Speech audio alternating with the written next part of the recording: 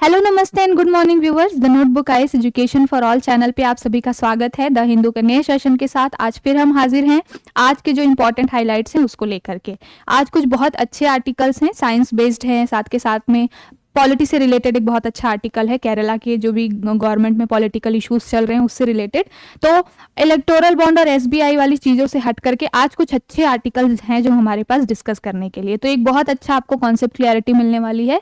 और कल संडे था, कल हमारी क्लास हो नहीं पाई थी, तो कल जो इंपॉर्टेंट न्यूज़ आई हैं साइंस बेस्ड 2-3 न्यूज़ हैं। कल एडिटोरियल तो आता नहीं है, साइंस से रिलेटेड 1-2 चीज़ें हैं, उसको मैंने आज पीपीटी में शामिल कर लिया है। तो आपकी कोई भी चीज़ छूटने वाली नहीं है, इसकी तो आप बिल्कुल टेंशन ना लें। तो चलिए शुरू करते हैं। दरअसल हो ये रहा है कि हमारा एडिटर आजकल बड़ा परेशान है कि मोदी जी इस बार अगर 400 सीट लेकर आ जाएंगे तो क्या होगा। इस चक्कर में उसकी तबीयत बहुत खराब हो रही है, तो इस वजह से कल क्लास हो नहीं पाई थी। खैर, आज हम बहुत अच्छे से डिस्कस करने वाले हैं सारी चीज़ों को। सबसे पहले देख लेते हैं हमारे की हाइलाइट्स क्या हैं। तो चलिए, सबसे पहले है with Agni 5 test India makes the MIRV leap. देखिए, अभी फिलहाल जो है 11 मार्च को अग्नि 5 लॉन्च हुआ है। साइंस से रिलेटेड ये पूरा आर्टिकल है, बहुत अच्छे से मैं इसको डिस्कस करूंगी। आपके जीएस पेपर 3 में ये साइंस के रिलेटेड है, साथ के साथ में आपके इस बार पीटी में इसके प्रश्न बनने की संभावना है। तो हम देखेंगे कि अग्नि 5 क्या है, इसकी क्या रेंज है, क्या इसकी हमारे लिए उपलब्धियां जो है वो क्यों इतनी बेनिफिशियल हैं, क्यों हम इस तरीके से इस टेक्नोलॉजी पे इतना इन्वेस्ट कर रहे हैं। तो ये सारी चीजें हम देखेंगे। उसके बाद है अगला article, IDF recommends more sensitive test indicates risk of developing diabetes. देखिए, डायबिटीज को लेकर के अभी जो है बहुत सारे टाइम पे 2-3 दिनों से बहुत ज्यादा ये चर्चा में चल रहा है।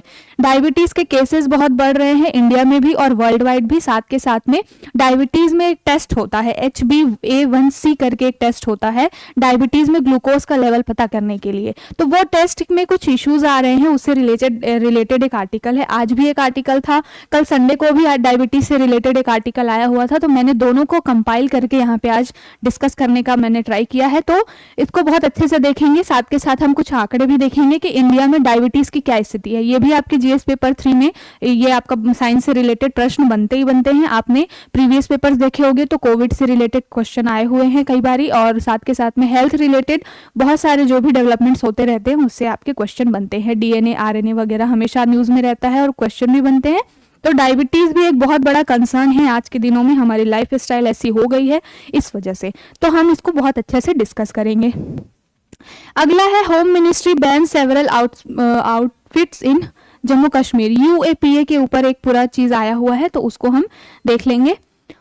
साथ के साथ एक और न्यूज है, Kerala to moves SC on president withhold bills. इसको हम बहुत अच्छे से देखेंगे। पॉलिटी का एक सेक्शन है ये, और केरला की गवर्नमेंट में अभी कुछ क्राइसिस चल रही है, पॉलिटिकल क्राइसिस चल रही है। वहां के जो गवर्नर हैं रवि जी, और जो कहना चाहिए चीफ मिनिस्टर है, उनके बीच में कुछ टसल चल रहा है। टसल इस जो भी मुद्दे हैं उसको हम देखेंगे, साथ के साथ उसका कॉन्स्टिट्यूशनल बैकग्राउंड है उसको भी देखेंगे। अगली जो हाईलाइट है हमारी क्या है कि व्हाट इज द HbA1c। देखिए, मैंने ये जो डायबिटीज वाला बताया कल की न्यूज में था, और साथ के साथ आज भी ये HbA1c के बारे में न्यूज है, तो मैं दोनों को मर्ज करके इसको डिस्कस करूंगी। अगला है टेस्ट फ्लाइट्स ऑन अग्नि 5, सेम वही है कल और आज के दोनों के मिला करके। तो अग्नि 5 को हम होलिस्टिकली दोनों आर्टिकल्स को मर्ज करके देख लेंगे, ठीक है। लास्ट हमारा रहेगा, Indian patent office granted 1 lakh patents in past years. बोला गया है इस आर्टिकल में, इस न्यूज में, कि जो इंडिया में पेटेंट जो है वो दिन पर दिन बढ़ता जा रहा है साल दर साल, और अभी लगभग 1 लाख से ऊपर पेटेंट कुछ सालों में इंडिया में लिए गए हैं। तो क्या होता है पेटेंट, क्या होती है GI टैग, उसके बारे में हम डिस्कस करेंगे बहुत अच्छे से, क्योंकि यहाँ से आपके क्वेश्चन बनते हैं। आपने देखा होगा GI टैग से रिलेटेड क्वेश्चन आपको मिलते ही मिलते हैं। तो चलिए, आज की चर्चा बहुत अच्छी रहने वाली है और आई होप आपको ये चीज़ें पसंद आएंगी। सबसे पहले जो भी व्यूअर्स हमारा जो चैनल डेली फॉलो करते हैं, अगर आपने सब्सक्राइब नहीं किया है तो प्लीज़ उसको सब्सक्राइब कर लीजिए। चलिए शुरू करते हैं आज की चर्चा। सबसे पहला हम क्वेश्चन ले रहे हैं, जीएस पेपर 3 से रिलेटेड है ये, आपका साइंस का ये पूरा जो है मैटर है। तो साइंस एंड टेक्नोलॉजी से ये रिलेटेड है। क्या है पूरा मुद्दा की with Agni 5 test India makes the MIRV leap. MIRV तकनीक पर आधारित अग्नि 5 को जो है अभी 11 मार्च को इंडिया ने लॉन्च किया है। देखिए क्या है ये पूरा। तो MIRV जो है एक तरीके की टेक्नोलॉजी है जिसमें क्या है, सेट जो मिसाइल तो है वो एक ही है, लेकिन उसमें मल्टीपल जो है वॉरहेड्स हैं। वॉरहेड्स कहने का मतलब है ये परमाणु तकनीक पर आधारित जो बम होते हैं ना, न्यूक्लियर बॉम्ब्स होते हैं, इसमें इस मिसाइल में रखा गया है। और वो मिसाइल एक है लेकिन उसमें जो मारक क्षमता है वो कहीं ज्यादा है। एक बार में कम से कम 10 जो परमाणु बम को ये ले जा सकता है। मतलब कि ये ऐसा है कि एक बार ये मिसाइल को छोड़ दो और ये 10 अलग अलग टारगेट को क्या है, रीच करके 10 अलग अलग टारगेट्स को डिस्ट्रॉय कर सकता है। ठीक है, तो इसके बारे में हम डिटेल में जानेंगे। सबसे पहले इस आर्टिकल में जो फैक्ट्स दिए गए हैं उसको देख लेते हैं। ये न्यूज हमारे लिए इंपॉर्टेंट क्यों है, क्योंकि इस पूरे जो प्रोजेक्ट को हेड करने वाली एक महिला है, इनको क्या है, दिव्य पुत्री का नाम दिया गया है। देखिए इनका नाम क्या है, श्रीना रानी। तो श्रीना रानी जो है वो पूरा इस अग्नि 5 जो मिसाइल जो प्रोजेक्ट था उसको हेड करने वाली ये महिला है। पहले ये इसरो में हुआ करती थी, 1998 में उन्होंने शिफ्ट किया टुवर्ड्स डीआरडीओ। ये जो पूरा अग्नि 5 है इसको बनाया किसने है, डीआरडीओ ने बनाया है इसको। तो ये जो महिला है श्रीना रानी, इन्होंने पूरा इसको हेड किया है, इसलिए इनको दिव्य पुत्री का भी नाम दिया गया है। दिव्य पुत्री क्यों बोला गया है, क्योंकि ये जो पूरा मिशन है वो मिशन दिव्य शस्त्र के या दिव्यास्त्र के अंडर बनाया गया है। तो मिशन दिव्यास्त्र को याद रखिएगा, आपसे परीक्षा में प्रश्न पूछा जा सकता है कि ये किससे रिलेटेड है। तो मिशन दिव्यास्त्र का संबंध अग्नि 5 से है और अग्नि 5 मिसाइल जो है हमारे लिए एक बहुत बड़ी उपलब्धि है। क्यों उपलब्धि है, क्योंकि ये स्वदेशी रूप से निर्मित ये एक तरीके का बैलिस्टिक मिसाइल है। तो ध्यान रखिएगा मिशन दिव्यास्त्र को, साथ के साथ में ये दिव्य पुत्री श्रीना रानी का भी नाम याद रखिएगा। अब जो ये अग्नि 5 है इसकी विशेषता क्या है, पहली बात तो ये कि MIRV तकनीक पर ये आधारित है। तो MIRV तकनीक क्या है उसको भी हम डिस्कस करेंगे। पहले हम ये देख लेते हैं कि ये अग्नि 5 है तो मतलब इसकी और भी बहुत सारी सीरीज आई हुई हैं। तो इसके पहले अग्नि 1 टू लेकर के अग्नि 4 यानी कि अग्नि 1, अग्नि 2, 3 और 4 आ चुकी हैं। इनमें अंतर क्या है, मारक क्षमता का अंतर है। मारक क्षमता कहने का मतलब है कि कितने दूर तक ये किसी भी टारगेट को हिट कर सकता है, डिस्ट्रॉय कर सकता है। तो डेफिनेटली जब एक जनरेशन से दूसरे जनरेशन में हम पहुंचते हैं तो हम क्या करते हैं, उसमें कुछ और वैल्यू एडिशन करते हैं। तो अग्नि 1 जो होगा उसकी मारक क्षमता थोड़ी कम होगी, फिर उसको थोड़ा बढ़ा करके अग्नि 2 लाया गया, फिर और मारक क्षमता बढ़ा करके उसकी कुछ कैपेबिलिटीज बढ़ा करके 3 और 4 आया। और अभी जो अग्नि 5 है इसकी मारक क्षमता लगभग 5000 किलोमीटर है। 5000 किलोमीटर, ये समझ लीजिए कि इंडिया में एक जगह से बैठे बैठे चाइना में हम क्या कर सकते हैं, टारगेट को डिस्ट्रॉय कर सकते हैं। तो ये अब तक का जो है बहुत ही हाईएस्ट नंबर है मारक क्षमता के मामले में कि इतनी दूरी तक हिट करने वाला कोई मिसाइल हमने तैयार किया है। इसलिए अग्नि 5 की उपलब्धि बहुत बड़ी है। साथ के साथ ये जो MIRV तकनीक है इसके जो यूज करने वाले कुछ चुनिंदा देश हैं, जैसे कि अमेरिका हुआ, रशिया हुआ, यूके, फ्रांस हुआ, चाइना ने भी हाल में कर लिया है। तो कुछ 5-6 ही देश है जिन्होंने इस टेक्नोलॉजी के ऊपर काम किया है और अब उसमें इंडिया भी शामिल हो गया है। तो हम डिस्कस करेंगे अग्नि 5 की पूरी ये MIRV तकनीक के बारे में। आई होप आपको यहाँ से समझ में आई होगी, कुछ ओवरव्यू मिल गया होगा कि ये मिसाइल क्या है। तो चलिए चलते हैं। देखिए यहाँ पर लिखा हुआ है कि इसकी रेंज क्या है, तो हम उसको आगे और डिस्कस करेंगे। पूरा इसके बारे में दिया गया है कि इसको कहाँ से लॉन्च किया गया, डीआरडीओ के द्वारा। जो डॉक्टर APJ अब्दुल कलाम जो आइसलैंड है इन ओडिशा, वहाँ पर इसको बनाया गया और वहाँ से इसको लॉन्च किया गया है। अग्नि 5 के पूरे फीचर्स के बारे में है इसमें, तो हम इसको देख लेंगे। चलिए तो अब देख लेते हैं MIRV टेक्निक क्या है।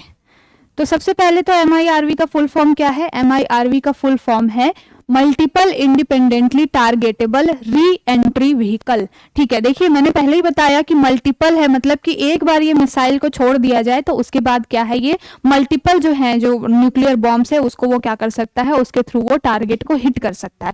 तो MIRV का फुल फॉर्म क्या है, multiple independently targetable re entry vehicle. ठीक है, तो ये पहली बात हो गई इसका फुल फॉर्म। साथ के साथ ये क्या है, MIRV तकनीक उस तकनीक को कहते हैं जिसमें किसी मिसाइल में एक ही बार कोई परमाणु हथियार ले जाए और वो क्या करे, बार बार लक्ष्यों को भेदता रहे अलग अलग दिशाओं में। तो ये होता है MIRV का पूरा मतलब। आई होप आपको समझ में आ गया होगा। मैंने पहले ही बता दिया कि ये अमेरिका, ब्रिटेन, रूस, फ्रांस, चाइना जैसे कुछ चुनिंदा 4-5 देशों के पास है और अब इसमें कौन शामिल हो गया है, भारत भी अब इसमें शामिल हो गया है। यहाँ तक क्लियर। अब इसमें विशेषताएं क्या है, तो ये सारी जो चीजें हैं मैंने जो यहाँ पे बताई हैं वो आपके स्टेटमेंट वाइज क्वेश्चन बनते हैं, तो आप इसको ध्यान से पढ़िए कि इसमें क्या है, 3 चरण के मिसाइल है, मतलब कि 3 स्टेज सिस्टम है इसमें। ये पूरा जो मिसाइल है उसमें 3 स्टेज सिस्टम है और ये पूरा जो है वो सॉलिड इसमें फ्यूल का यूज किया गया है। ठीक है, ठोस ईंधन पर ये आधारित है, 3 चरणीय मिसाइल है। जिस तरीके से मैं बता रही हूँ आपको स्टेटमेंट, अगर क्वेश्चन ये बनता है तो ऐसे ही बनेंगे कि ये क्या है, 3 चरणीय मिसाइल है, इसमें ठोस ईंधन का प्रयोग किया जा रहा है। साथ के साथ क्या है, अब तक का ये देश में सबसे अधिक दूरी तक मार करने वाला क्या है, मिसाइल है, जिसकी क्षमता कितनी है, 5000 यानी कि 5K किलोमीटर। ठीक है, 5000 किलोमीटर की इसकी मारक क्षमता है। और लंबाई चौड़ाई तो वैसे नहीं पूछी जाती है। और ये इंपॉर्टेंट क्यों है, खास बात इसकी ये है कि ध्वनि की जो गति होती है उससे लगभग 24 गुना तेज है ये, यानी कि 24 टाइम्स ये ज्यादा है किससे, ध्वनि की गति से। तो आपको ये सारी चीजें स्टेटमेंट में मिलेंगी, इसलिए आप इसको ध्यान से पढ़िए कि ध्वनि की गति से ये 24 टाइम्स ज्यादा है इसकी मारक क्षमता और इसकी स्पीड। ठीक है, अग्नि मिसाइल मैंने पहले ही बता दिया था कि इसमें बहुत सारे रेंजेस हैं, अग्नि 1 टू लेकर के अग्नि 5। और ये क्या है, एक तरीके का सरफेस टू सरफेस यानी कि सतह से सतह में मार करने वाली मिसाइल है। तो इसको भी ध्यान रखिएगा, ये क्वेश्चन आपको कंफ्यूज करने के लिए कभी बोल दे कि सरफेस टू एयर है, तो बिल्कुल भी नहीं, ये सरफेस टू सरफेस है। मतलब कि यहाँ से ये मिसाइल छोड़ा गया, ये जा करके क्या करेगा, वापस सरफेस पे जो भी टारगेट होंगे उनको हिट करेगा। ठीक है, तो सरफेस टू सरफेस यानी कि सतह से सतह में मार करने वाली ये पूरी मिसाइल है अग्नि 5। किस मिशन के तहत ये आया हुआ है, तो ये मिशन दिव्यास्त्र के अंदर आया हुआ है। मैंने पहले ही बताया कि इस प्रोजेक्ट को हेड करने वाली जो महिला है श्रीना रानी जी, उनको दिव्य पुत्री का नाम दिया गया है, टाइटल दिया गया है, इसलिए दिया गया है क्योंकि ये पूरा मिशन दिव्यास्त्र वो हेड कर रही थी। ठीक है, अब हमने पहले देखा था कि अग्नि प्राइम जो अग्नि मिसाइल है उसको बनाया किसने है, तो इसको DRDO के द्वारा बनाया गया है। तो ये कई बार ये आपसे संस्थाओं से रिलेटेड क्वेश्चन पूछ लेता है कि किस मंत्रालय के अंतर्गत आता है और कब उसकी स्थापना हुई है ना। तो DRDO का पूरा नाम क्या है, रक्षा अनुसंधान और विकास संगठन, यानी कि defence research and development organisation. DRDO का फुल फॉर्म है। इसकी स्थापना कब हुई है, 1958 में इसकी स्थापना हुई है। और ये किस मंत्रालय के तहत आता है, तो ये भारत सरकार के रक्षा मंत्रालय के तहत आने वाली एक संस्था है, एक ऑर्गेनाइजेशन है जो क्या करती है, रक्षा संबंधी उपकरण बनाती है, डिफेंस के क्षेत्र में क्या करती है, नित नई उपलब्धियां हासिल करती है। तो ये मैंने अग्नि 5 के बारे में बताया, साथ के साथ मैंने किसके बारे में बताया, DRDO के बारे में बताया। आपको मैंने अग्नि 5 में क्या क्या चीजें बताई, एक तो उसकी मारक क्षमता 5000 किलोमीटर से अधिक है। दूसरी मैंने ये बताई कि वो MIRV यानी कि मल्टीपल इंडिपेंडेंट जो री एंट्री मिसाइल है टेक्नोलॉजी पर आधारित है। साथ के साथ मैंने उसमें ये बताया कि क्या है, ये सरफेस टू सरफेस पे मार करने वाली मिसाइल है। इस तरीके से आपसे क्वेश्चन बनता है। 3 चरण में इसमें ठोस फ्यूल का यूज करके ये पूरा बनाया गया है और एक बार इसमें न्यूक्लियर बॉम्ब्स वगैरह यानी कि परमाणु हथियार को ले जाने की इसमें क्षमता है। तो ये रहा अग्नि 5 से रिलेटेड आर्टिकल, बहुत ही अच्छा आर्टिकल था साइंस के लिए, यहाँ से प्रश्न बन सकता है। अब हम चलते हैं पॉलिटी की तरफ, यानी कि GS पेपर 2 से रिलेटेड है ये आपका पूरा आर्टिकल और संवैधानिक तंत्र और संवैधानिक पद से रिलेटेड है ये। और ऐसे आपसे क्वेश्चन मेंस में भी बन सकते हैं, साथ के साथ PT में तो बन ही सकते हैं। तो हम जो इस पूरे आर्टिकल से डिस्कस करेंगे, ऐसे तो ये पॉलिटिकल इशू है एक स्टेट और उसके गवर्नर के बीच में, लेकिन ये हमारे लिए काम का इसलिए है क्योंकि यहाँ से PT से रिलेटेड बहुत ही अच्छे क्वेश्चंस बन सकते हैं। साथ के साथ मेंस में आपसे क्वेश्चन बनेगा, क्योंकि आपने जब मेंस का प्रीवियस ईयर पेपर देखा होगा तो उसमें कई बारी ये चीज़ आई हुई है कि जो राज्यपाल है वो एक रबर स्टैंप की तरह काम करता है। कई ये अपने स्टेटमेंट देखा होगा। रबर स्टैंप कहने का मतलब है कि राज्यपाल को नियुक्त कौन करता है, केंद्र सरकार के द्वारा राष्ट्रपति नियुक्त करता है। तो हमेशा ये मुद्दा उठता है कि राज्यपाल केंद्र के इन्फ्लुएंस में काम करता है। तो राज्यपाल के लिए ये क्वेश्चन आपको प्रीवियस ईयर में मिला हुआ है कि वो क्या है, केंद्र का एक रबर स्टैंप की तरह काम करता है। तो इसी से रिलेटेड ये पूरा मुद्दा है। मुद्दा क्या है, Kerala to move SC on president withholding bills. देखिए क्या है, केरला के जो वर्तमान में अभी राज्यपाल हैं रवि जी, ये क्या है, पिछले 1 साल से अलग अलग तरीके से केरला गवर्नमेंट के पीछे पड़े हुए हैं परेशान करने के लिए। मतलब कि वो केरला की गवर्नमेंट कोई भी नया बिल लेकर आती है तो उसको क्या करते हैं, या तो वो स्टे लगा देते हैं या तो उसमें क्या करते हैं, राष्ट्रपति के लिए मामला सुरक्षित रख लेते हैं। देखिए आर्टिकल जो 201 है यानी कि 201 जो है संविधान का, वो आर्टिकल राज्यपाल को ये अनुमति या ये अधिकार देता है कि वो राज्य से संबंधित कुछ मामले जो है राष्ट्रपति के विचारार्थ रख सकता है, यानी कि राष्ट्रपति उस मामले पर विचार करे। ऐसा प्रोविजन क्या है, राज्यपाल के अधिकार में है अनुच्छेद 201 के तहत, है ना। तो उसी का प्रयोग करके ये जो आर रवि जी हैं वो क्या करते हैं, कई सारे जो केरला के जो बिल्स हैं पास्ट 1 ईयर्स में, उन्होंने लगभग 10-12 बिल्स को राष्ट्रपति के लिए सुरक्षित रखा हुआ है। उसमें से कुछ 6-7 बिल तो राष्ट्रपति ने पास कर, मतलब उसको बता दिया कि हाँ इसमें ये संशोधन करो, एक को अस्वीकार कर दिया है, 2 मामले अभी भी लंबित हैं। तो उसी को लेकर के केरला की गवर्नमेंट जो है अब क्या कर रही है, वो कह रही है कि हम सुप्रीम कोर्ट में जाएंगे, यहाँ पर राज्यपाल जो है वो अपने अधिकारों का क्या कर रहे हैं, मिसयूज कर रहे हैं। मिसयूज करने का मतलब क्या है कि हम कोई बिल पास ही नहीं कर पा रहे हैं क्योंकि ये हर बिल को कहीं ना कहीं अटका देते हैं। तो ये पूरा मुद्दा है। अभी फिलहाल में किस बिल को लेकर के ये पूरा इशू चल रहा है, तो केरला का यूनिवर्सिटी लॉ अमेंडमेंट बिल है 2022 का। ये जो बिल है अभी तक लंबित है और इससे रिलेटेड मामला पूरा चल रहा है। ये जो गवर्नर है केरला के और जो सीएम है उनके बीच में टसल चल रहा है, इससे रिलेटेड ये मामला है। तो ये हमारे लिए पॉलिटिकल एक ओवरव्यू लेने के लिए न्यूज़ थी, लेकिन यहाँ से क्वेश्चन बहुत अच्छे बनेंगे आपके पॉलिटी के। तो आज मैंने क्या किया है, गवर्नर से रिलेटेड जो इंपॉर्टेंट फैक्ट्स हैं जो आपके पीटी में पूछे जा सकते हैं इस पूरे मुद्दे से रिलेटेड, मैंने वो उसको यहाँ पे क्या किया है, कोट किया है, ऐड किया है। अब ये मुद्दा क्या है, 2-4 दिन और चलेगा। जब सुप्रीम कोर्ट इसको सुनेगा उसके बाद में फिर उस पर कुछ वर्डिक्ट आएगी सुप्रीम कोर्ट की, संवैधानिक ढांचे से रिलेटेड चीज़ें आएंगी, क्या राज्यपाल को ये पावर है या नहीं है, ये सारा मुद्दा आएगा। तो क्या करेंगे हम, राज्यपाल का चैप्टर थोड़ा बड़ा है तो आज जो चीज़ें बच जाएंगी हम उसको नेक्स्ट जब ये आर्टिकल आएगा उसमें हम ऐड कर लेंगे, सो दैट क्या होगा, पीटी से पहले आपका एक चैप्टर तैयार हो जाएगा। फिलहाल मैंने इसमें बहुत इंपॉर्टेंट चीज़ें जो आपकी परीक्षा में पूछी जाती हैं उसको शामिल किया है। सबसे पहले तो राज्यपाल, ये राज्य जो है, राज्य से रिलेटेड मुद्दा संविधान के भाग 6 में आता है, ठीक है। आर्टिकल लगभग 153 से लेकर के 167 तक क्या है, यहाँ पर राज्य की कार्यपालिका विधायिका राज्यपाल से रिलेटेड कुछ इंपॉर्टेंट आर्टिकल्स हैं, अनुच्छेद हैं, ठीक है। लेकिन क्या है, राज्यपाल को अन्य भी कई लगभग 234 तक कुछ पावर मिली हुई है राज्यपाल को। तो उसको हम क्या करेंगे, एक क्विक हम पूरा रिवाइज कर लेंगे, पॉलिटी की लक्ष्मीकांत की बुक से पूरे आर्टिकल्स देख लेंगे।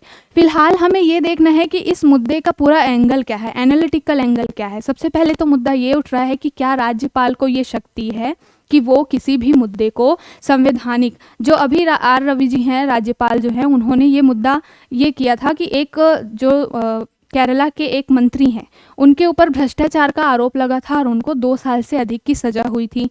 उनका मामला सुप्रीम कोर्ट में गया तो उनकी सजा पे स्टे लगा दिया गया। अब प्रोविज़न ये कहता है कि जब किसी व्यक्ति को 2 साल से अधिक सजा हो गई, किसी मंत्री को, तो उसको क्या होगा, अपना पद त्यागना पड़ेगा। लेकिन अभी क्या हुआ, उनकी सजा पे स्टे लग गया है। तो फिर से केरला की गवर्नमेंट ने बोला कि भाई जब स्टे लग गया है सजा के ऊपर तो आप फिर से इनको रीअपॉइंट करिए, मंत्रिमंडल में फिर से शामिल होने की इजाज़त दीजिए, उनको शपथ दिलवाइए। तो राज्यपाल ने इसको संवैधानिक नैतिकता का हवाला देते हुए बोला कि नहीं, मैं ऐसा नहीं कर सकता क्योंकि उनके ऊपर भ्रष्टाचार के आरोप लगे हैं, इसलिए मैं इस मंत्री को शपथ नहीं दिलवा सकता। तो एक ये भी मुद्दा है। तो संवैधानिक नैतिकता वाला एक मुद्दा आया है कि क्या राज्यपाल को ये अधिकार है कि वो अपने विवेकाधिकार का प्रयोग करते हुए किसी व्यक्ति को अपॉइंट करे या ना करे। क्यों? क्योंकि संविधान में तो ये लिखा गया है कि राज्यपाल जो है वो मंत्री परिषद की, राज्य के जो मंत्रिमंडल है उसकी सलाह से क्या करेगा, किसी भी मंत्री को नियुक्त करेगा, अपॉइंट करेगा, है ये मैटर है। लेकिन अभी जो है संवैधानिक नैतिकता का हवाला देते हुए जो वहाँ के राज्यपाल हैं उन्होंने बोला कि नहीं, मैं इस मंत्री को शपथ नहीं दिलवा सकता। तो ये पूरा मुद्दा जो है वो संविधान से रिलेटेड है, संवैधानिक ढांचे से रिलेटेड है, क्या उनको ये अधिकार है या नहीं है। ये पूरा मुद्दा भी केस जाएगा कोर्ट में, उस पर कोर्ट सुनवाई करेगी, सुप्रीम कोर्ट अपना पक्ष देगी और क्या कॉन्स्टिट्यूशनल है नहीं है ये सब आएगा। तो उसको हम और अच्छे से डिटेल में चर्चा करेंगे। फिलहाल हम यहाँ पे पीटी के पर्सपेक्टिव से कुछ रिवीजन कर लेते हैं राज्यपाल के चैप्टर से, ठीक है।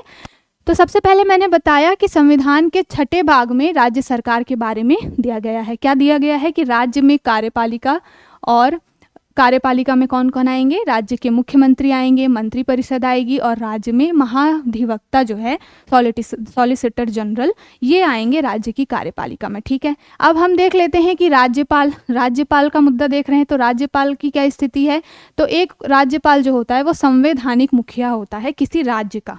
ठीक है। संवैधानिक मुखिया कहने का मतलब है कि संविधान में अनुच्छेद के थ्रू उनको क्या किया गया है, अथॉरिटी दी गई है कि समस्त जो कार्यपालिकाई शक्तियां हैं राज्य की वो क्या होंगी, राज्यपाल में निहित होंगी। ठीक है। साथ के साथ में पहले ये प्रोविज़न हुआ करता था कि एक राज्य के लिए एक ही राज्यपाल होगा। ठीक है, एक राज्य और एक राज्यपाल, एक गवर्नर। लेकिन उसको क्या किया गया, चेंज किया गया। कब चेंज किया गया इसको, 7वां संविधान संशोधन अधिनियम किया गया। उसमें 1956 में ये 7वां संविधान संशोधन किया गया और ये बोला गया कि एक राज्य के लिए या 2 से अधिक राज्यों के लिए एक राज्यपाल हो सकता है। और क्या होंगे, जब अगर एक ही व्यक्ति को 2 या 2 से अधिक राज्यों का राज्यपाल नियुक्त किया जाएगा तो जो उनके वेतन भत्ते होंगे वो 2 या 3 राज्य, जिन जिन राज्यों में वो राज्यपाल हैं वो लोग वहाँ के जो वेतन भत्ते उनकी संचित निधि से बांट करके आपस में दोनों तीनों राज्य मिल करके राज्यपाल को वेतन देंगे। तो ये याद रखिएगा कि कौन सा संविधान संशोधन के थ्रू ये प्रोविजन किया गया, 7वां संविधान संशोधन अधिनियम 1956, जिसके थ्रू राज्य को, एक राज्यपाल को 2 या 2 से अधिक राज्यों की अथॉरिटी दी गई। ठीक है। अब ये देख लेते हैं कि राज्यपाल की नियुक्ति कौन करता है। तो राज्यपाल की नियुक्ति केंद्र सरकार जो है नामित करती है कि इन व्यक्ति को बिठाया जाना चाहिए। राष्ट्रपति जी उसमें क्या करते हैं, मुहर लगा देते हैं और राज्यपाल नियुक्त हो जाता है। तो राज्यपाल के लिए कोई भी अलग से चुनाव नहीं होता है, जो वो केंद्र के कहने पर राष्ट्रपति के द्वारा नियुक्त हो जाते हैं। ठीक है। और वो प्रसाद पर्यंत होते हैं, जब चाहे तब उनको हटा करके एक राज्य से दूसरे राज्य में शिफ्ट कर दिया जाता है। ठीक है। और ये पूरा मॉडल, एक क्वेश्चन आपसे ये बनता है कि राज्यपाल का ये जो नियुक्ति का प्रोविज़न किससे लिया गया है, तो कनाडा से लिया गया है। अमेरिका में जो है राज्यपाल नियुक्त होता है, मतलब इलेक्ट होता है, लोगों के द्वारा, जनता के द्वारा चुना जाता है। लेकिन कनाडा में क्या है, वो नियुक्त होता है, अपॉइंट होता है। तो हमने कनाडा के यानी कि कनाडा से ये पूरा मॉडल उठाया हुआ है कि हमारे यहाँ राज्यों की राज्यपाल की क्या है, चुनाव नहीं होते हैं, उनको केंद्र के कहने पे राष्ट्रपति क्या कर देता है, नियुक्त कर देता है। ठीक है। अब हमने जो पूरा आर्टिकल देखा था जिसमें ये मैटर था कि राज्यपाल ने राष्ट्रपति के लिए कुछ प्रोविजन जो हैं वो उनके विचारार्थ रख दिए हैं। तो कौन से 2 आर्टिकल्स हैं जिसके तहत राज्यपाल को ये शक्तियां मिली हुई हैं। सबसे पहला तो आर्टिकल 200 बहुत ही इंपॉर्टेंट है। अनुच्छेद 200 क्या कहता है कि राज्य के जो भी विधेयक है उस पर राज्यपाल क्या है, अपनी सहमति दे सकता है या नहीं भी दे सकता है। ये जो है राज्यपाल का विवेकाधिकार है। ठीक है। लेकिन इसमें कई सारे मुद्दे हैं कि किन मुद्दों पे वो सहमति दे सकता है और किन मुद्दे पर वो सहमति देने से मना नहीं कर सकता है, ये भी एक अलग मैटर है। फिलहाल जो आज का पूरा आर्टिकल आया है केरला की गवर्नमेंट से रिलेटेड, उसमें अनुच्छेद 201 के तहत क्या है, राज्यपाल क्या है, राष्ट्रपति के लिए कुछ जो मुद्दे हैं, कुछ जो बिल हैं उसको विचारार्थ रख सकता है। तो ये पूरा जो चर्चा चलने वाली है, जब ये सुप्रीम कोर्ट भी इसको क्या करेगा, एनालाइज करेगा, तो आर्टिकल 201 बार बार बीच में उठेगा ये मुद्दा। तो यही वो आर्टिकल है जिसके तहत कोई भी बिल जो है वो राष्ट्रपति के विचारार्थ रखा जाता है। तो ध्यान रखिएगा आर्टिकल 201 के बारे में। अब हम देख लेते हैं कि कुछ राज्यपाल की क्या है संवैधानिक स्थिति। ये बहुत ही इंपॉर्टेंट है, इससे आपसे प्रश्न बनेगा। तो पॉलिटी की बुक से ही हमने क्या किया है, थोड़ा सा पार्ट उठा करके आज डिस्कस किया है। ये न्यूज़ अभी और चलेगा, जब एससी की वर्डिक्ट आएगी इस पर तो फिर से हम जो बचा हुआ पार्ट है उसको बहुत अच्छे से डिस्कस कर लेंगे, सो दैट आपकी पीटी की बहुत अच्छा रिविजन यहाँ पर हो जाएगा।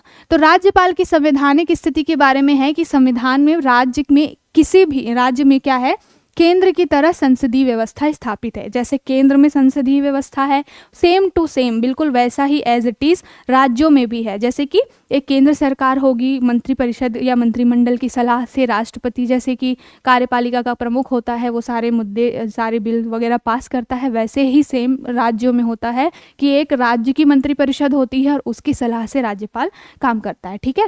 तो क्या है इसमें कि राज्यपाल को नाम मात्र का कार्यकारी बनाया गया है। ठीक है। लेकिन वास्तविक मुखिया कौन होता है राज्य का, जैसे देश का वास्तविक मुखिया प्रधानमंत्री को बोला जाता है। एक डी फैक्टो वाला जो कॉन्सेप्ट चलता है आपने सुना होगा, तो वही है कि जो राज्यपाल या राष्ट्रपति होते हैं वो नाम मात्र के मुखिया होते हैं। लेकिन वास्तविक मुखिया कौन होता है, वास्तविक मुखिया केंद्र में जो है वो प्रेसिडेंट, प्राइम मिनिस्टर होता है और राज्यों में चीफ मिनिस्टर होता है। ठीक है। मुख्यमंत्री जो है राज्य में वास्तविक प्रमुख होता है और जो राज्यपाल होता है वो नाम मात्र का कार्यकारी बनाया जाता है। तो यहीं से पूरा मुद्दा उठेगा कि आपको नाम मात्र का कार्यकारी बनाया गया है। ये मामला, ये मुद्दा जो है वो राज्य का मंत्री परिषद या चीफ मिनिस्टर देखेंगे, मंत्रिमंडल देखेगा कि किस व्यक्ति को मंत्री बनाना है या किस व्यक्ति को मंत्री नहीं बनाना है। ये उस मुख्यमंत्री और उसकी मंत्रिमंडल पर डिपेंड करता है। आप तो केवल कार्यकारी क्या है, कार्यकारी मुखिया है, तो आपको हमारी सलाह से काम करना है। तो यही सारा मुद्दा उठेगा फिर से। इसमें कुछ आर्टिकल्स दिए हुए हैं, जैसे कि आर्टिकल 154 क्या बोलता है कि राज्य की कार्यकारी शक्तियां राज्यपाल में निहित होंगी और ये संविधान सम्मत कार्य क्या होगा जिसके अधीनस्थ अधिकारियों के द्वारा संपन्न होंगे। मतलब कि मुखिया जो हैं वो तो कार्यकारी मुखिया, कार्यकारी शक्तियां तो राज्यपाल के पास है, लेकिन उनको अपने अधीनस्थ अधिकारियों की सलाह से या उनके साथ मिलकर क्या करना पड़ेगा, काम संभालना पड़ेगा। उसके बाद ये है आर्टिकल 163। ये जो इंपॉर्टेंट आर्टिकल्स हैं ये आज की न्यूज़ से रिलेटेड है, इसलिए मैं इसको यहाँ डिस्कस कर रही हूँ। देखिए, विवेकाधिकार का मुद्दा आया है, तो अपने विवेकाधिकार वाले कार्यों के अलावा अपने अन्य कार्यों को करने के लिए राज्यपाल को मुख्यमंत्री के नेतृत्व वाली मंत्रिपरिषद से सलाह लेनी होगी। यही पूरा मुद्दा है कि आर्टिकल 163 कहता है कि विवेकाधिकार शक्तियों को छोड़ दिया जाए, तो बाकी सारे मुद्दे में आपको क्या करना है, राज्य के चीफ मिनिस्टर और उनकी मंत्रिपरिषद से सलाह लेनी है, उसके बाद ही कोई काम करना है। तो ये आर्टिकल 163 आता है, लेकिन इसमें भी कुछ प्रोविजंस हैं, उसको भी मैं डिस्कस करूंगी। आपका बिल्कुल यहाँ से कॉन्सेप्ट क्लियरिटी हो जाएगी।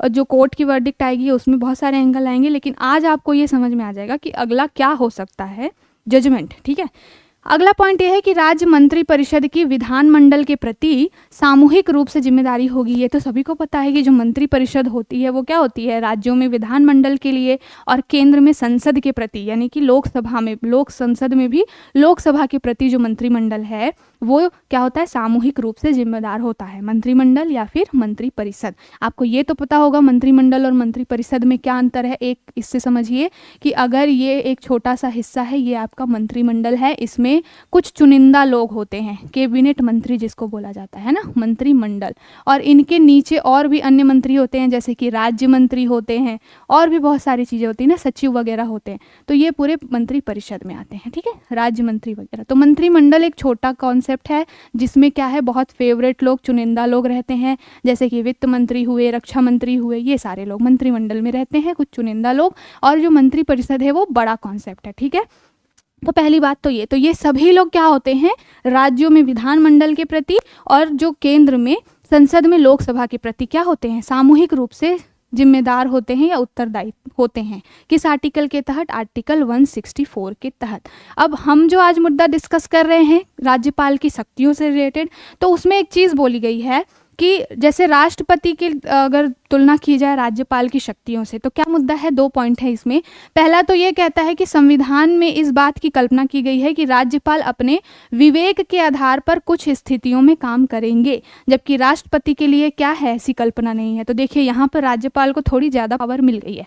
राष्ट्रपति के लिए संविधान में क्लियरली मेंशन नहीं है कि राष्ट्रपति जो हैं बिल्कुल विवेकाधिकार से सब कर सकते हैं। है कुछ प्रोविजंस, वो अलग मैटर है, उसको फिर से डिस्कस करेंगे। लेकिन राज्यपाल के लिए तो चीज़ें लिखी गई हैं कि क्या कर सकता है, वो अपने विवेक के आधार पर कुछ चीज़ें कर सकता है। ठीक, दूसरा मैटर ये है कि जो 42वां संविधान संशोधन आया था 1976 का, जिसको मिनी कॉन्स्टिट्यूशन ऑफ इंडिया बोला जाता है। क्यों? क्योंकि उसमें कॉन्स्टिट्यूशनल के बहुत सारे प्रोविजंस में चेंज किया गया था। ठीक है, तो जो 42वां संविधान संशोधन था उसमें ये बोला गया था कि राष्ट्रपति के लिए मंत्रियों की सलाह बाध्यता थी, राष्ट्रपति को मंत्रियों की सलाह से ही काम करना था। लेकिन राज्यपाल के लिए क्या था कि राज्यपाल के संबंध में इस तरीके का कोई उपबंध नहीं है। ये 42वां संविधान संशोधन जब आया था तब ये बोला गया था कि राष्ट्रपति पे तो बाध्यता है कि वो क्या करेंगे, मंत्री परिषद की सलाह से ही काम करेंगे, लेकिन राज्यपाल के लिए ऐसा कोई प्रोविज़न नहीं आया था।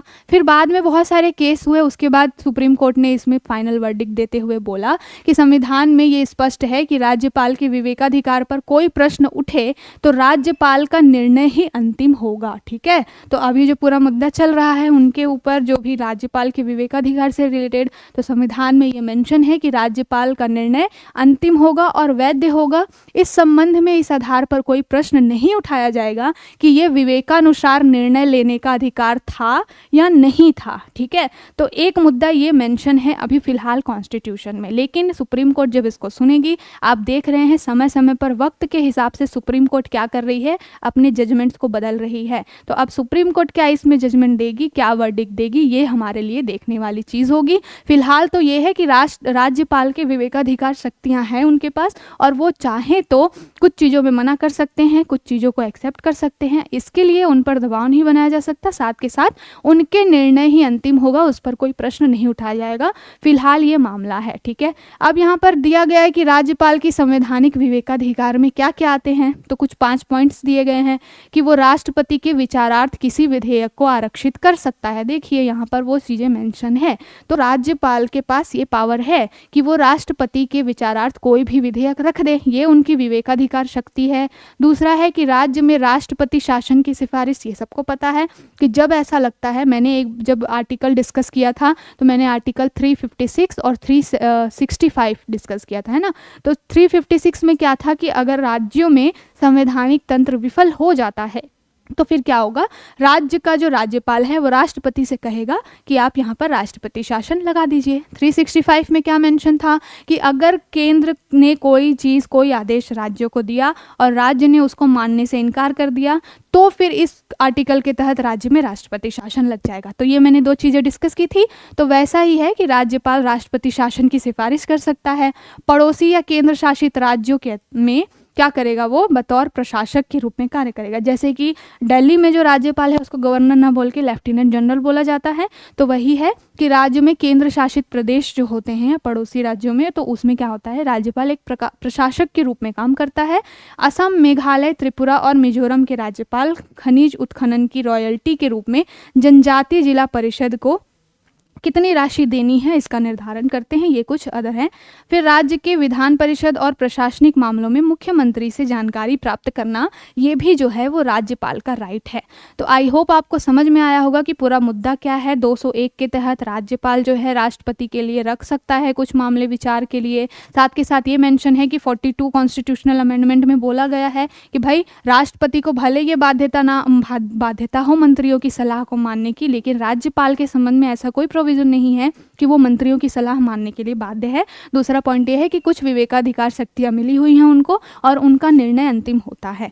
तो आई होप आपको पूरा आर्टिकल अच्छे से समझ में आया होगा, क्या इशू है, सारी चीज़ें समझ में आई होंगी। जब ये न्यूज़ फिर से आएगा, फिर से हम और बाकी जो राज्यपाल से संबंधित मुद्दे हैं उसको डिस्कस करेंगे। फिलहाल यहाँ पर आर्टिकल है पॉलिटी की लक्ष्मीकांत में, जिसमें कुछ कुछ चीज़ें बताई गई हैं। तो मैं एक क्विक आपको ओवरव्यू देती चलती हूँ। देखिए आर्टिकल 153 में क्या बोला गया है कि राज्यों के लिए एक राज्यपाल होगा, तो ये आप ध्यान रखिएगा, आर्टिकल 153 राज्यों का राज्यपाल। उसके बाद 54 में बोला गया है कि राज्य की कार्यपालिकाई शक्ति क्या होगी, राज्यपाल में निहित होंगी। ये कौन सा आर्टिकल कहता है, 154 कहता है। ठीक, उसके बाद में राज्यपाल की नियुक्ति तो मैंने बता दिया कि केंद्र के कहने पर या केंद्र की सिफारिश पर राष्ट्रपति नियुक्त करते हैं। फिर उनका कार्यकाल कितना होगा, ये राष्ट्रपति के प्रसाद पर्यंत ही डिपेंड करता है। साथ के साथ में 157 में है कि राज्यपाल के नियुक्त होने की क्या अर्हता है, तो 2 अर्हताएं हैं। एक तो भारतीय नागरिक होना चाहिए, फिर इसमें भी कुछ बदलाव कर दिए गए हैं। साथ के साथ में 35 वर्ष की आयु होनी चाहिए। ठीक है, पागल या दिवालिया ना हो, मतलब उसकी बुद्धि ठीक से काम कर रही हो। तो ये जो नियुक्ति की अर्हता है वो आर्टिकल 157 में आती है। उसके बाद 58 में बोला गया है कि राज्यपाल कार्य के लिए क्या क्या दशाएं हैं, कार्यालय के लिए दशाएं। 59 में है कि राज्यपाल के द्वारा शपथ ग्रहण, तो शपथ ग्रहण की बात है, उसमें कौन दिलाएगा, ये है हाई कोर्ट के जो जज होते हैं वो दिलाते हैं, जैसे कि राष्ट्रपति को शपथ सुप्रीम कोर्ट के जज दिलाते हैं। ठीक है, तुलना करके पढ़ेंगे जब चीज़ों को तो आपको जल्दी से जल्दी याद होगा। 160 में है कि कतिपय आकस्मिक परिस्थितियों में राज्यपाल के क्या काम है, अगर कोई इमरजेंसी आ गई तब राज्यपाल के क्या काम है। इमरजेंसी में वही सारी चीज़ें आती हैं, ये भी प्रोविज़न आता है कि संवैधानिक तंत्र काम नहीं कर रहा है तो क्या। फिर इसमें आता है 161 में राज्यपाल का क्षमादान। देखिए राज्यपाल का क्षमादान राष्ट्रपति के क्षमादान से एक मामले में अलग है। 4 जो चीज़ें सेम है, जैसे कि प्रविलंबन होता है, परिहार होता है, लघुकरण होता है ना, कि आपने क्षमा दे दिया किसी को, किसी भी अपराध सिद्ध हुआ उस पर आपने क्षमा दे दिया। प्रविलंबन यानी कि आपने कुछ रोक लगा दी। लघुकरण यानी कि उसको थोड़ा सा छोटा कर दिया, सजा का जो टेन्योर था या उसकी जो कठोरता थी उसको थोड़ा कम कर दिया है ना, ये सारे मैटर होते हैं। पर राज्यपाल की क्षमादान शक्ति राष्ट्रपति से अलग कैसे है कि राष्ट्रपति को मृत्यु दंड को भी क्षमा करने का अधिकार है, कि अगर किसी व्यक्ति को मृत्यु दंड की सजा दी गई है तो राष्ट्रपति चाहे तो उसको भी क्षमा कर सकता है, पर राज्यपाल के संबंध में ये प्रोविजन नहीं है। मतलब कि किसी को मृत्यु दंड मिला है, राज्यपाल उसको माफ नहीं कर सकता। बाकी और चारों प्रोविजन इसमें लगते हैं कि वो कुछ मामलों में क्षमा कर सकता है, लघुकरण कर सकता है, प्रविलंबन और परिहार कर सकता है। ठीक है, तो ये आपका 161 याद रखिएगा क्षमादान से रिलेटेड। 162 में है कि राज्य की कार्यपालिका शक्ति की क्या क्या सीमाएं हैं, तो ये सारी चीजें हैं। 163 एक बहुत ही इंपॉर्टेंट आर्टिकल है, इसमें मंत्री परिषद का राज्यपाल को सहयोग और सलाह देने की बात है कि राज्यपाल जो है वो मंत्री परिषद के सहयोग से सलाह से काम करेगा। ये कौन सा आर्टिकल कहता है? 163 कहता है। 164 में क्या है कि मंत्रियों से संबंधित अन्य प्रावधान जैसे कि उनकी नियुक्ति, उनके कार्यकाल, उनके वेतन आदि, ये सब 164 में है।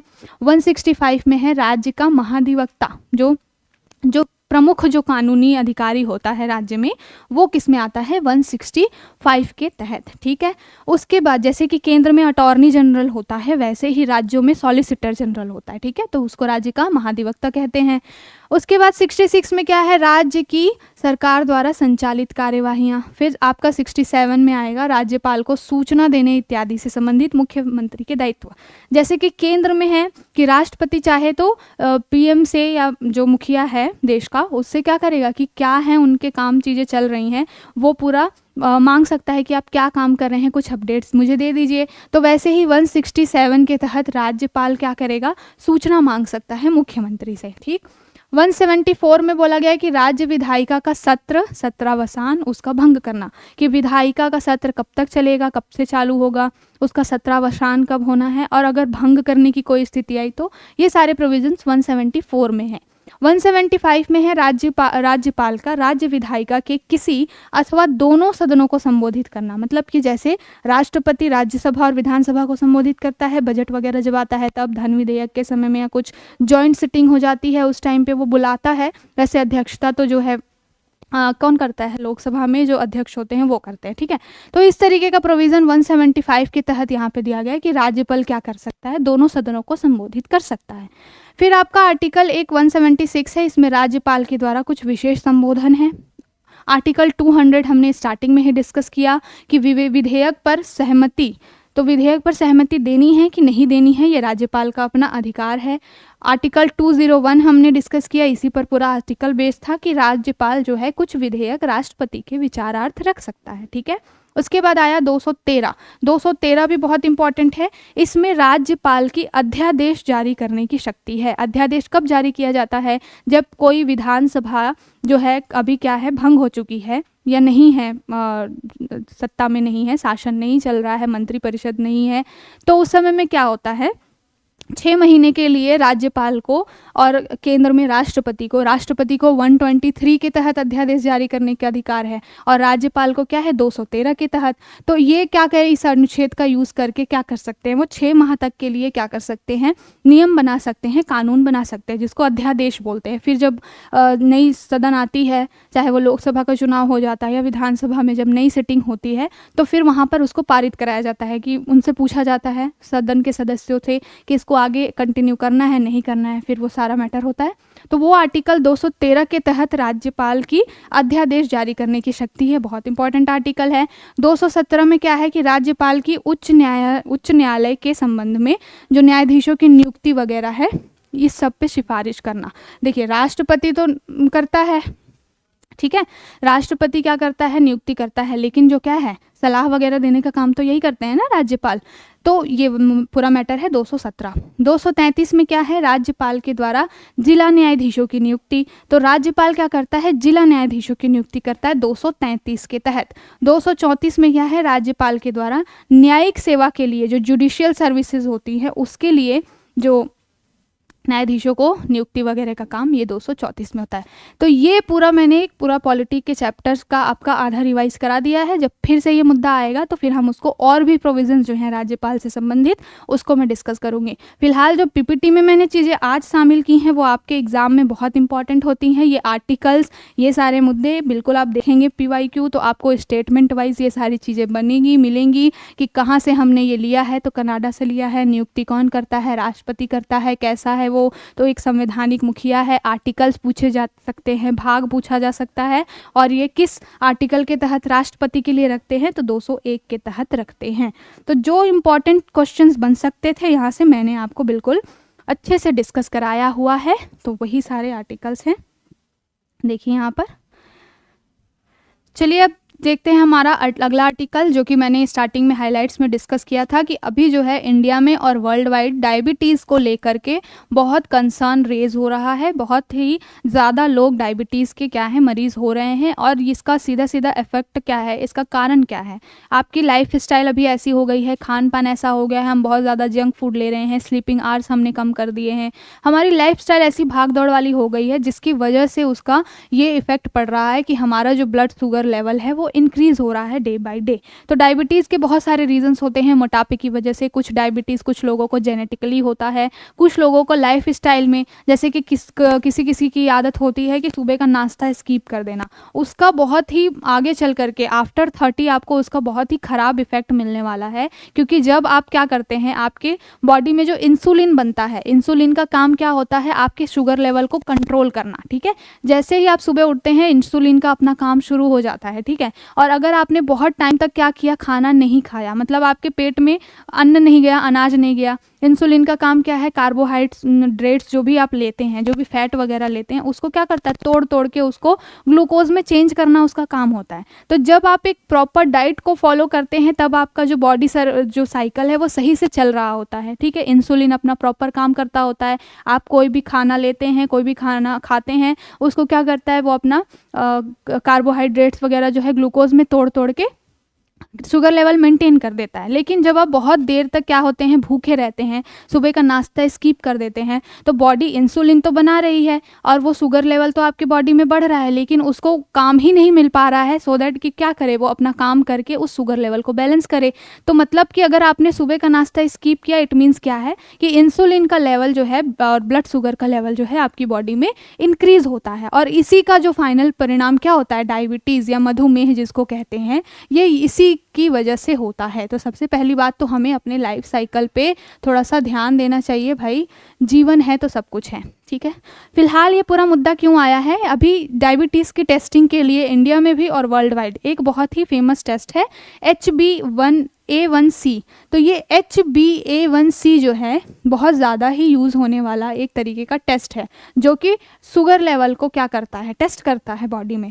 लेकिन फ़िलहाल के कुछ रिसर्च ये बताते हैं कि ये जो टेस्ट है ये प्रॉपर रिजल्ट नहीं दे पा रहा है। एक सही रिजल्ट जो बोलना चाहिए किसी व्यक्ति को डायग्नोस करने के बाद में, एक प्रॉपर एक सही रिजल्ट नहीं दे पा रहा है। इसका क्या कॉज हो रहा है, इसका इफेक्ट ये हो रहा है कि बॉडी में लोगों को नहीं पता चल पा रहा है कि उनका एक्चुअल में शुगर लेवल कितना इंक्रीज हुआ है, कितना कम हुआ है। तो ये पूरे टेस्टिंग जो पूरी सिस्टम है, इसके ऊपर एक आर्टिकल आया हुआ है, तो हम इसको तो देखेंगे ही देखेंगे, साथ में हम ये देखेंगे कि भारत में जो डायबिटीज़ से रिलेटेड क्या आंकड़े हैं। क्योंकि जब आपको अगर मेंस वगैरह में आपको लिखना होगा, जब क्योंकि साइंस पे बेस्ड ऐसे क्वेश्चन आते ही आते हैं, हेल्थ एक बहुत ही इंपॉर्टेंट टॉपिक है आपके मेंस में। तो जीएस पेपर 3 में जब साइंस में ये सारी चीज़ें आएंगी, तो जब आप आंकड़ों आदि का प्रयोग करके अपनी चीज़ों को, अपनी बातों को कोट करते हैं, तो एक बहुत अच्छा इफेक्ट पड़ता है पढ़ने वाले के ऊपर। तो सबसे पहले हम जान लेते हैं कि ये HbA1c है क्या। तो HbA1c क्या है, हीमोग्लोबिन 1A1c टेस्ट है ना। ठीक है, इस टेस्ट का इस्तेमाल किस लिए होता है, टाइप 2 डायबिटीज़ की टेस्टिंग के लिए। 2 टाइप के डायबिटीज़ होते हैं, एक होता है टाइप 1 और एक होता है टाइप 2। ठीक है, तो सीवियरिटी के मामले में कौन कितना घातक है, इसके मामले पे 2 आधार पे क्या होते हैं, डायबिटीज़ के टाइप्स होते हैं, टाइप 1 और टाइप 2। तो ये HbA1c जो है वो आपके टाइप 2 डायबिटीज़ को क्या करता है, डायग्नोस करता है, उसकी स्क्रीनिंग करता है, उसकी टेस्टिंग करता है। ठीक है, पहला मुद्दा तो ये हुआ। ये क्या करता है, आपके पिछले 3 महीने के ग्लूकोज को काउंट करता है। देखिए, जो रेड ब्लड सेल्स होते हैं ना, वो क्या करते हैं आपकी बॉडी में, जो आरसीबी बोला जाता है, जिसको आरबीसी बोला जाता है ना, जिसको देखिए कल आरसीबी जो वुमेन प्रीमियर लीग में रॉयल चैलेंजर्स बेंगलुरु की महिलाएं जीती हैं, तो वही दिमाग में आ रहा है। तो आरबीसी जो है, रेड ब्लड सेल्स जो हैं, वो क्या करती हैं आपकी बॉडी में जो है, इन सेल्स के द्वारा ऑक्सीजन को कैरी करने की क्षमता होती है। जब ये सेल्स जो हैं आपकी बॉडी में ब्लड में ऑक्सीजन का फ्लो करवाती हैं, तब जाके क्या होता है, आपको जीवन जीने के लिए भाई सांस मिलती है, आप सही से प्रॉपर काम कर पाते हैं, जीवित रह पाते हैं, ठीक है।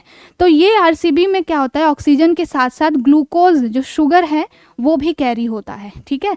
तो इसी को कहते हैं blood sugar. Blood sugar basically क्या होता है, आपके ब्लड में शुगर की कितनी मात्रा है, इसको जब टेस्ट किया जाता है तो उसको ही ब्लड शुगर बोला जाता है, ठीक है। तो ये सारा काम भी आरबीसी ही करती है।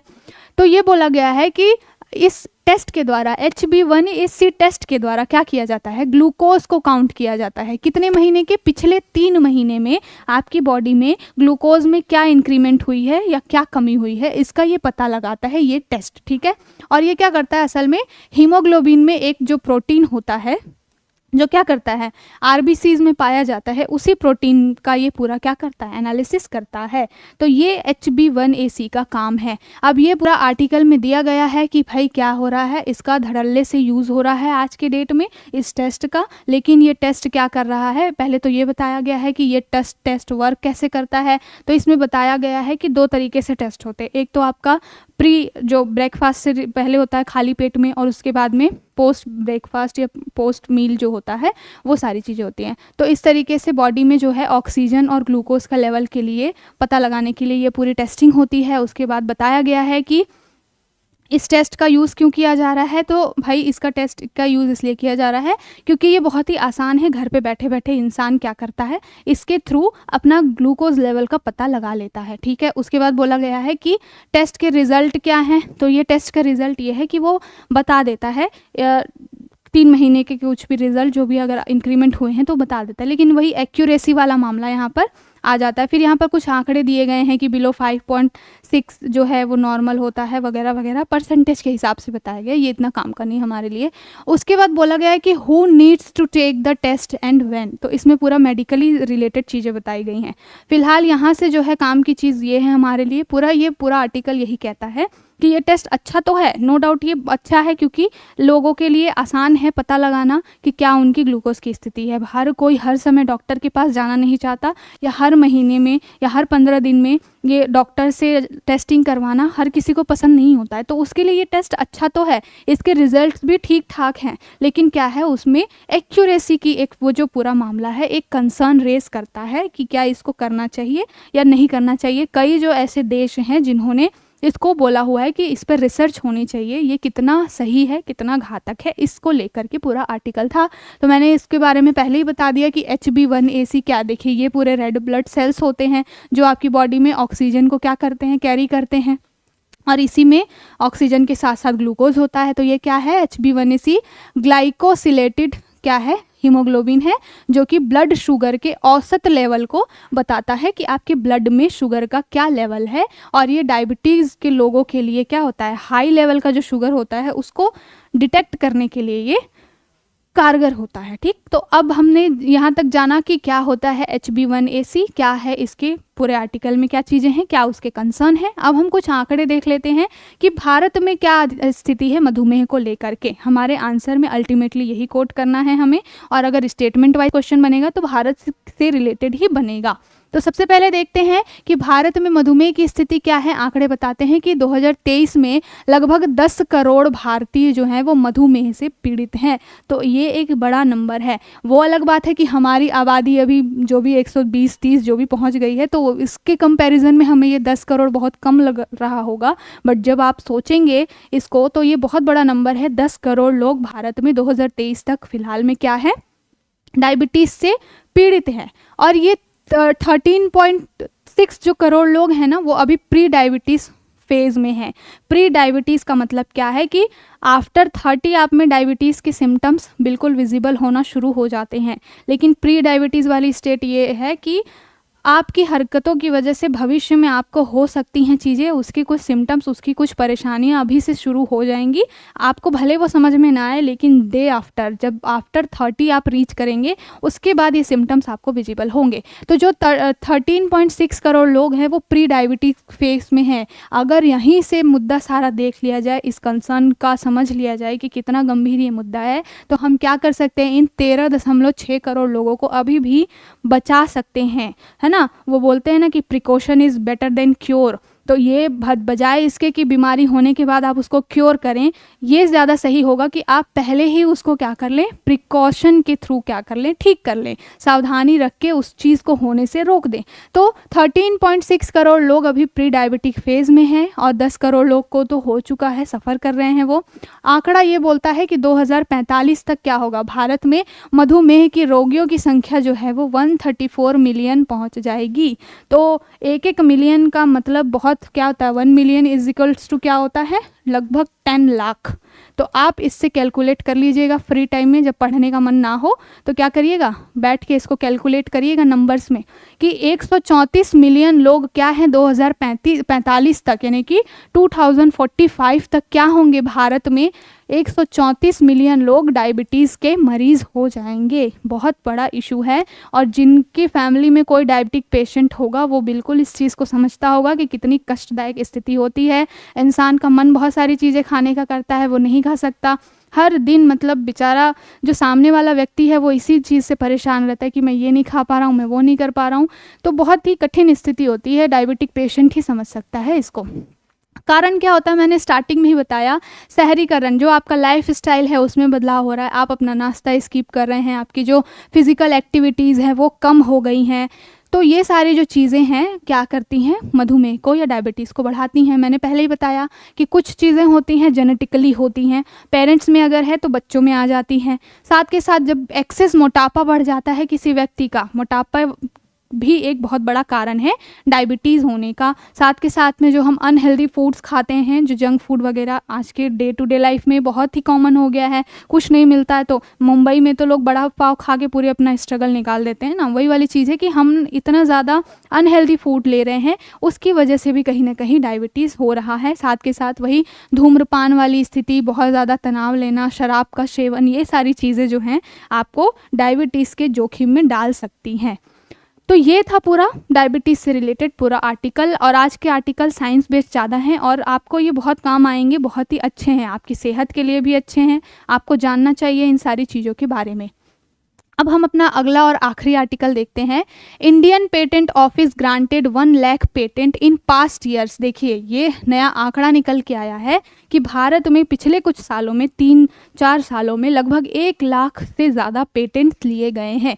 पेटेंट क्या होता है, पेटेंट होता है कि जब कोई व्यक्ति अमूल्य संपदा, आपने कोई चीज़ ईजाद की है, आपकी कोई, मान लीजिए आपने कोई इन्वेंशन किया है और वो आपके कृषि से रिलेटेड हो, हेल्थ से रिलेटेड हो, टेक्नोलॉजी से रिलेटेड हो, जो कि क्या करे, भविष्य में देश को या भविष्य में विश्व को क्या कर सकता है, उससे कुछ लाभ मिल सकता है।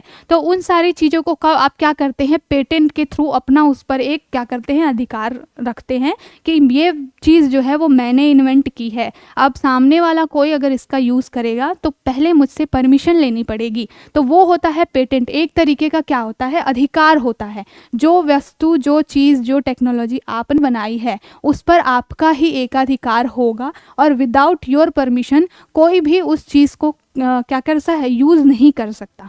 पेटेंट देने का ये फ़ायदा होता है। और भारत में क्या है, पेटेंट के मामले में अभी 1 लाख से ऊपर पेटेंट्स आए हैं। इसमें जीआई टैग्स वगैरह की भी बात की गई है। कुछ आंकड़े दिए गए हैं कि 2023-24 में 98 न्यू जीआई टैग्स मिले हैं। तो हम जीआई टैग को भी देखेंगे, इससे आपके प्रश्न बनता है कि क्या होता है जीआई टैग और वर्तमान में कौन से ऐसे राज्य हैं जिनके पास सबसे ज़्यादा जीआई टैग है। कौन सी मिनिस्ट्री, तो जो ये मिनिस्ट्री, वाणिज्य मिनिस्ट्री होती है, वाणिज्य मंत्रालय, उसके तहत ये सारी चीज़ें होती हैं। और जीआई टैग और पेटेंट क्या है, एक दूसरे से इंटर रिलेट करते हैं क्योंकि ये बौद्धिक संपदा से रिलेटेड है, इंटेलेक्चुअल प्रॉपर्टी से रिलेटेड है। साथ के साथ कुछ ऐसी अमूल्य वस्तु जो आपने इन्वेंट की है, जो क्या है, भविष्य में देश को, राष्ट्र को, आपको मदद कर सकती है, आपके बेटरमेंट के लिए है। तो ऐसी चीज़ों पर आपका एक अधिकार होना चाहिए। तो यहाँ पर बात की गई है इंटेलेक्चुअल प्रॉपर्टी राइट्स वगैरह की। तो अभी हम इसके बारे में कुछ आंकड़े देख लेते हैं। तो भारत में पेटेंट की क्या स्थिति है फिलहाल, तो इसमें हेडलाइन में ही पता चल गया कि 1 लाख से ज़्यादा, मतलब डे बाय डे इंक्रीज़ हो रहा है। भारत में लोग बहुत बुद्धिजीवी लोग हैं, तो अब क्या कर रहे हैं, अपनी बुद्धिमत्ता का प्रयोग भी कर रहे हैं। आंकड़े बताते हैं 2024 के हिसाब से, और ये पूरा पेटेंट जो एक अधिनियम है उसके हिसाब से। तो भारतीय पेटेंट अधिनियम 1970 क्या करता है, ये अधिनियम भारत में पेटेंट देने का और उनका संरक्षण करने का काम करता है। कौन सा अधिनियम, ध्यान में रखिएगा, भारतीय पेटेंट अधिनियम 1970 मूल रूप से ये बना। फिर उसमें क्या किया गया, संशोधन किया गया 2021 में। उसमें क्या किया गया, पेटेंट की प्रक्रिया को थोड़ा सरल बनाया गया, थोड़ा उसमें पारदर्शिता बढ़ाई गई। कहने का मतलब ये है कि आपको पेटेंट मिला, कैसे मिलेगा उसका प्रोसेस, साथ के साथ में आपको मिल गया तो कोई और उसका मिसयूज़ ना करे, उसका संरक्षण, ये सब इस अधिनियम के तहत किया जाता है। तो भारतीय पेटेंट अधिनियम 1970 जिसमें संशोधन हुआ 2021 में। 2003 में एक पेटेंट नियमावली आई थी, उसमें क्या बोला गया था, नियमावली में यही सारी चीज़ें थी कि आप कैसे आवेदन कर सकते हैं, कैसे परीक्षा उसकी होगी और अनुदान की प्रक्रिया क्या होगी, ये सारी चीज़ें। तो जब भविष्य में कभी आप इन्वेंशन करेंगे तो आप पहले ये पूरी नियमावली पढ़ लीजिएगा और उसके बाद जाइएगा पेटेंट कराने के लिए, ठीक है। फिलहाल आंकड़े क्या बनाते हैं, आंकड़े बताते हैं कि 2023-24 में भारत में 52,000 से अधिक पेटेंट आवेदन प्राप्त हुए हैं, ठीक है, और इनमें से लगभग 25,000 से अधिक को पेटेंट दिया भी गया है।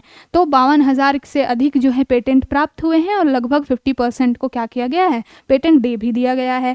भारत में पेटेंट आवेदनों की संख्या क्या है, पिछले कुछ वर्षों में लगातार बढ़ी है, बढ़ करके कितनी हो गई है, लगभग 1 लाख हो गई है पास्ट फ्यू ईयर्स, ठीक है। सबसे अधिक पेटेंट अभी फिलहाल में किसके पास है, तो अमेरिका पेटेंट के मामले में सबसे पहले नंबर पे आता है, ये आपसे स्टेटमेंट बन सकता है। दूसरे पे आता है चाइना, और भारत भी अब इस दिशा में अग्रसर हो रहा है।